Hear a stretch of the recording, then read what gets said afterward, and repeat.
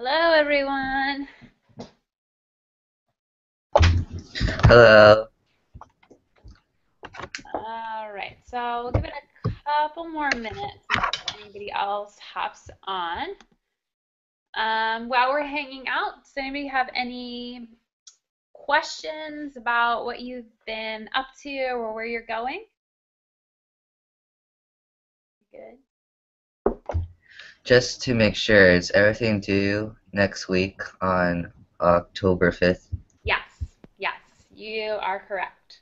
Okay, thank you. Yeah.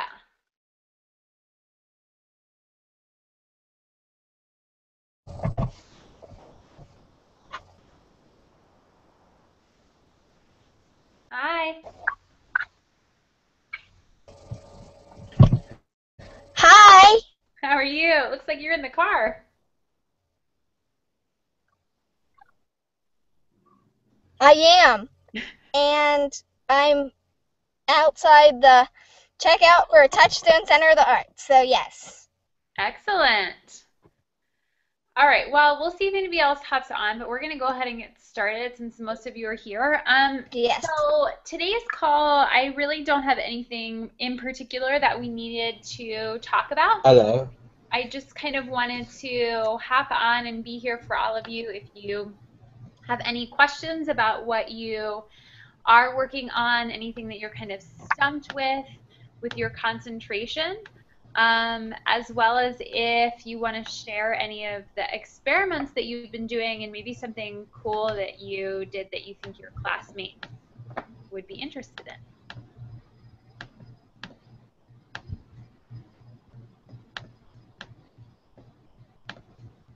RJ's popping up on my screen, but I can't hear him. Hello. Now I hear you. Can you hear me? All right. Cool. Great. Yeah, I just joined, but yeah.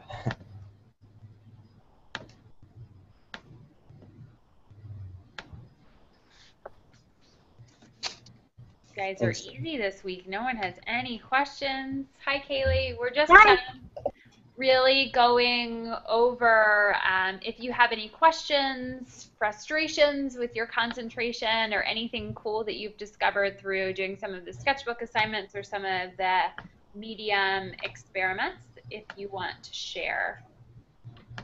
Um, Oh, go ahead. I have one question. What does it mean in the criterion, the transformation in the portfolio for concentration? Okay. So you mean for like the overall concentration? Part of, Because like in my first work for this concentration, I decided to use up the world of the nightmare, and then I thought I could get closely into a specific environment with the person and the bed environment, but I was confused whether the transformation had to be a physical one. perfect. That's a good question. So the main thing that they're really looking for as far as transformation in the work um, is even more so growth. So kind of seeing from your first piece to your last piece that your work got stronger, your idea maybe got more clear. Um, and seeing that your concentration idea um, is sort of changing and adapting as you go so that it doesn't sort of look like this totally one-dimensional idea. So just as a really generic idea, maybe saying for my concentration, I decided that I wanted to draw dogs because I love dogs. Um, there wouldn't be a transformation if in all 12 of my pieces, I basically just drew a different breed of dog, but the composition was kind of the same. I wasn't showing you anything new about the dog. I wasn't showing you anything new that I learned. So I think growth is probably a better word than transformation. Is that making sense?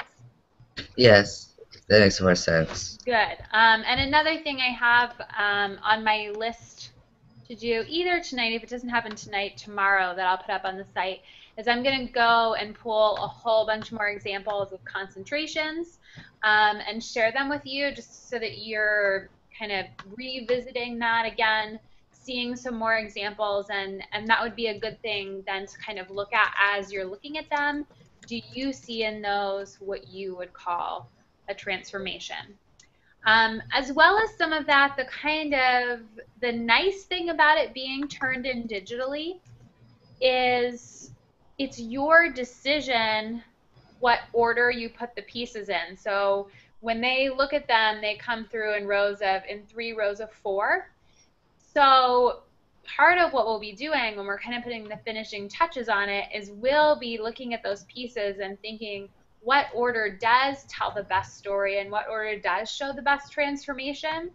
So if it doesn't necessarily happen, we can kind of line it up to make it happen. So it's a good thing to think about as you're working, but also knowing that it's your decision what order you present the pieces in.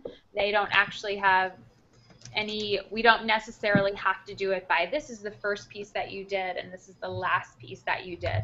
We're going to put it in what demonstrates transformation the best way possible. So if I was doing my concentration, I could just do it in any way I want to, and then rearrange it so it has a transformation. Most definitely, yes, yeah. And so that'll be something that as we get to the end of your concentration pieces, that we'll really be looking at is what shows the best transformation, and then visually, how does it come across the most interesting, thinking about how the scorers are going to look at it. So knowing that their first view is seeing 3 rows of 4, so kind of looking at your work and how do they best come together in that grouping, and then also seeing that kind of like one image comes up on the screen and then flips to the next, sort of going through that process as well, and looking at what has the most visual impact, what tells the best story. So yes, think about it when you're working, but it's not like this serious commitment, because we can definitely move things around into whatever works the best, which is nice to be able to do. And I saw you and your brother both emailed me pieces that you're reworking today. Yes, those will be our first concentration pieces. We've been thinking about doing our previous works to well, we're not going to do the whole concentration in our previous pieces, but use some of the ideas from it. Yeah, there's nothing wrong with that. That's a great thing to go back. If you've done a previous piece that lines up with your concentration and you like the overall idea of it, it's an awesome idea to go ahead and kind of rework that piece, because that way you're not starting from the total blank slate. You've already worked on working some things out. So yeah, I would totally say do that as much as possible. There's nothing wrong with that at all. Also, I'm changing my concentration slightly, narrowing it down to childhood nightmares, Okay. just to narrow it down more. So, because when I was drawing, it's figured out that most of my works were most of like young children. Because usually in adults, I thought about it, went online, did some research. Most of the adult nightmares are more bloody and grueling, more violent images compared because of the difference. So you're gonna keep it a little bit more upbeat and just creepy for us, huh?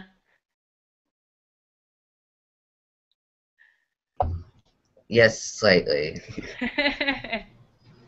No, that's totally fine. And for all of you, you may find as you start to do a couple of your concentration pieces and get farther into it, you might find that you need to tweak your statement a little bit, and that's fine. The goal with starting with this statement was so that you had some guiding direction and weren't kind of just like all over the place and then hoping you could write a statement at the end that makes everything make sense together.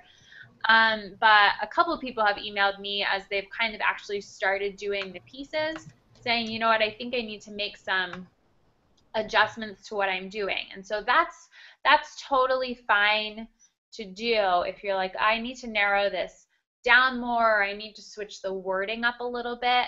That's a good thing to be doing. So don't don't worry if you feel like you do need to adjust some things as you start to actually make the pieces. Okay. How's the experimenting going this week? Did anybody try anything new that they actually liked? Honestly, I didn't really do any experimenting. No. All right, so you're doing that this week. Yeah. Do you have any plans for what you think you might dive in with? Maybe like color wash, maybe. Okay. And did all of you see, I think maybe like midweek last week, I put a whole bunch of I put a whole chapter up from a book that I like to use a lot on mediums and techniques, and a couple of video links. So if you're kind of stuck on where to start, none of those things are things that you have to do. I just put them up there as kind of a reference point, or if you don't know where to start, that's kind of an easy place to start. You don't have to think it all. This week, as I promised, there aren't going to be any new assignments. You're just continuing what you're working on. I'm going to do a lesson on color, and you probably all have kind of a wide range of your comfort with color theory and understanding how to use it. So for some of you, it might be more of a review. For some of you, some of it might be brand new. It won't have any particular activity that you have to do with it. It's just more breaking down and going over color theory, and how can you actually use it in your drawings to make your drawings stronger, and to be intentional about the color that you're using instead of just kind of picking colors. So I'll send an email when it goes up, just so you don't have to check constantly. My goal is to do that tonight. I have a lot of goals for tonight. If I don't get it done tonight, I will get it done tomorrow. I started earlier today, so I just finished recording it for you.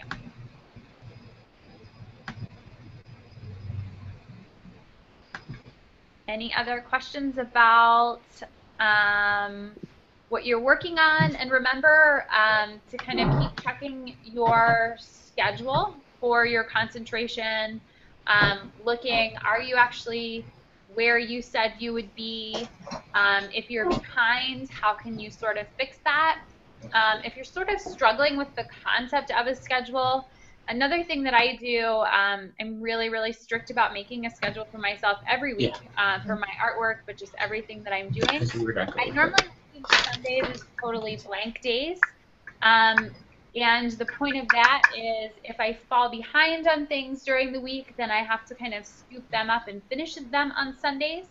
If I did well and stayed on top of everything, then Sunday just becomes, I can do whatever I want to do that day. So sometimes that's helpful when you're creating your schedule and looking at it, of giving yourself a little bit of a space to catch up before you kind of get too far behind. So since I said I was kind of doing this along with you, I had totally fallen behind on my weaving production because some other things popped up in life. So this Sunday I wove almost all day, which is actually super fun for me. And so I made 6 pieces this weekend, which I haven't photographed for you guys yet, but I will do that. So that's a kind of, you want to keep on top of that. If you realize you're falling behind, really adjusting as soon as possible before it becomes like this overwhelming thing of, oh my gosh, I'm 3 pieces behind, because then it gets a little bit more stressful, which we want to avoid as much as possible. Cool. Awesome. There's really nothing else I have to go over with you guys this week, since it's just another kind of make art week. So I will hang out on here as long as you want me to, if you have questions or want to ask me things. Otherwise, I'm not going to make you just sit on here. But it's always good to see you every week. Yeah. Should we like look for online for the compositional strategies?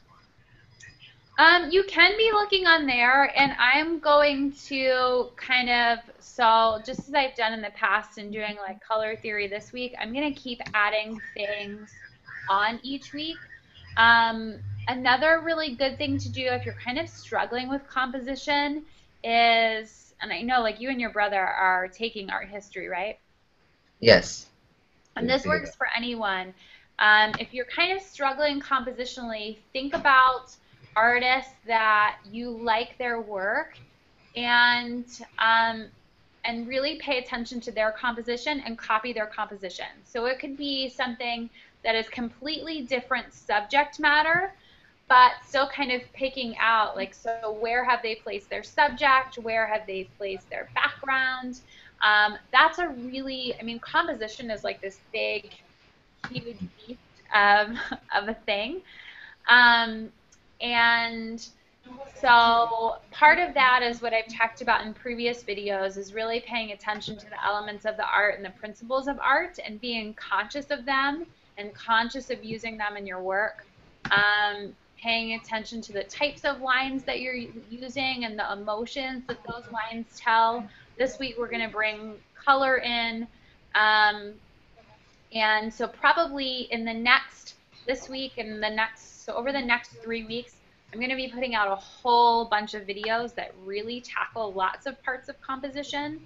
But I would say most definitely, so as going through those videos that I'm sharing with you, one of the best things to do is be looking at a lot of work by famous, successful artists, and don't be afraid to copy them because you're not copying, so I don't mean copy obviously as in like look at a painting by Van Gogh and then do the exact same painting. Yes. That probably would not be the best idea. But looking at their layout and putting your pieces into it.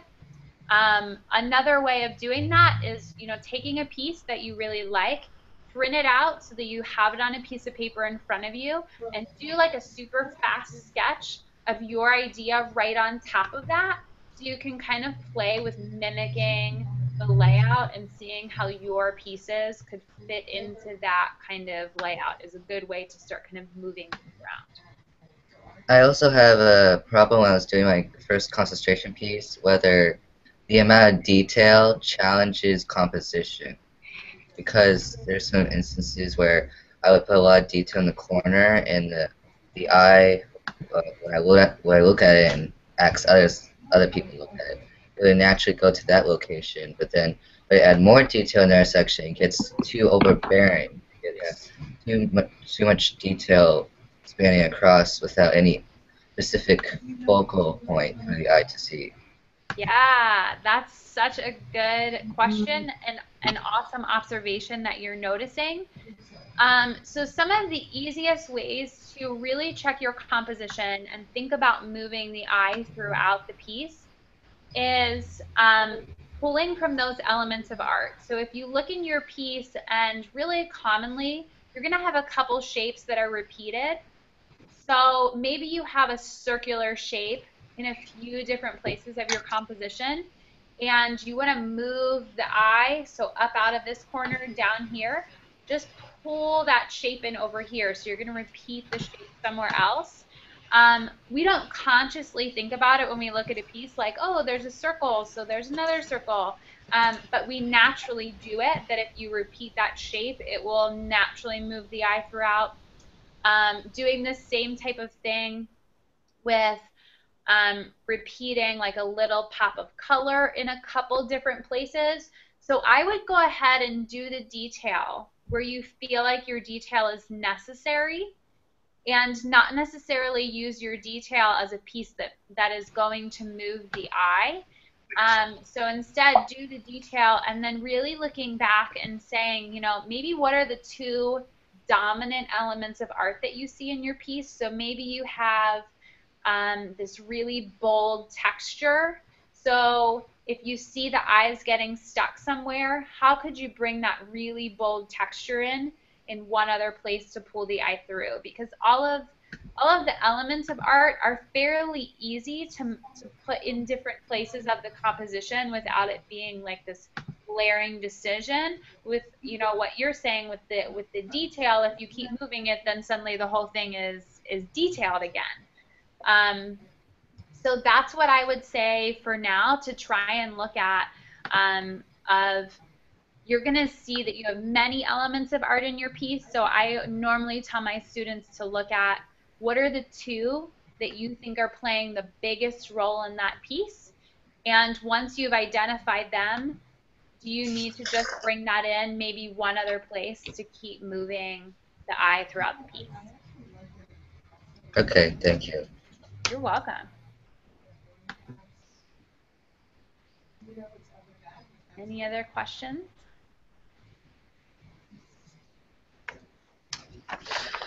No, that wraps up our questions. Good. You were full of good questions today. You guys have swimming today?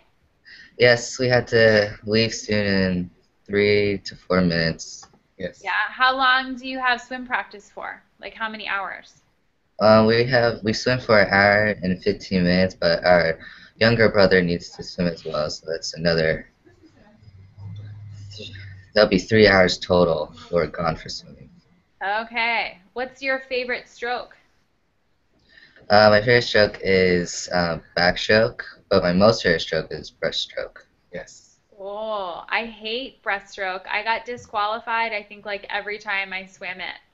My legs do not kick equally at the same time. Yes, it's very difficult. Yeah. Butterfly is the most physical, hard stroke to do, but breaststroke is the most mentally stroke to do. All the techniques, and it's very complex. Yeah. Yeah. It's not my thing at all. Glad you enjoy it.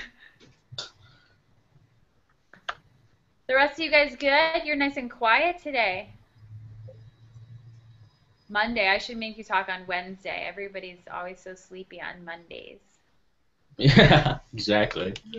The school where I teach in person just had homecoming this weekend, so my students were extra tired today because they stayed up super, super late this weekend. So, what did they cover today in our history? What? What did they cover in our history today? What do you mean? The time period. At my school, do you mean? Yes. Actually, well, there's one class which isn't, I don't actually teach it, and it's a modern, like a 20th century art history class. We don't actually have many students where I teach that take art history, so I try and bring it into sort of all of the classes that I teach, but so it's normally about like 15 kids that take the 20th century art history class that the other art teacher teaches Okay. about. Wow. Yeah. All right, well, if Cool. you're all good to go, I'm gonna let you go and go do your, you can do your work, and I'm gonna start making you some more videos. Yes. All right, awesome. Thank you. One question I had though, was I saw and there was this video that had the color wash where they like sprayed something onto a piece of paper. What would that be? Like, what kind of paint? Was it like food coloring or what? It wasn't just watercolor? I'm not sure what it was. It was for a color wash though. My guess is it would be watercolor. You totally can play with food coloring though. Food coloring acts very similar to watercolor. You could water down acrylic paint, kind of depending on what you have available to you and what you want to play with. They're all going to do something similar. Watercolor, you'll also see, will react very differently if you start with dry paper and paint the watercolor onto the dry paper, or if you make the paper wet and then paint onto that. You could put some paint down on the paper and then actually spray it with like a water spray bottle and see what happens to that. You can kind of drip with eyedroppers, can be kind of fun to see what happens. So all of those things will work. They're just going to get you slightly different results. But since you're kind of experimenting, I would start with what do you actually have access to and see what you can get it to do. Okay, cool. Thank you. Sure. Anything from the ladies? You're all good? All right, well then I'm gonna let you go, and feel free to, so all of your work is due October 5th, so you have another week to just create. As you finish things as usual, feel free to shoot me an email, and I will either answer any questions that you have. If you send that and want a little bit of a progress critique, so Jared and Parker both sent me kind of work that's in progress.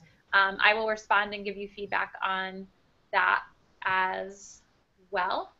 And hopefully you have a fun week making and experimenting. Thank you. Bye, everyone. So some of this, just one last question, sorry, but one thing was wondering, so the stuff that we're gonna be doing is just like to experiment, right? Mm-hmm. Like if I want, I could elaborate on a piece, but not necessarily. Totally correct. The goal is kind of a starting point to just set you free and get you to try some new materials and new techniques and see what you can get them to do. And if you do something, so say you started doing this color wash and you're like, I totally love this, I can see this turning into a concentration piece, then like go for it. Okay, awesome. Thank you. You're welcome. That'll definitely be fun to do. Yeah, yeah. All right. Cool. Thank you for the call. See you next week. Yep. Bye.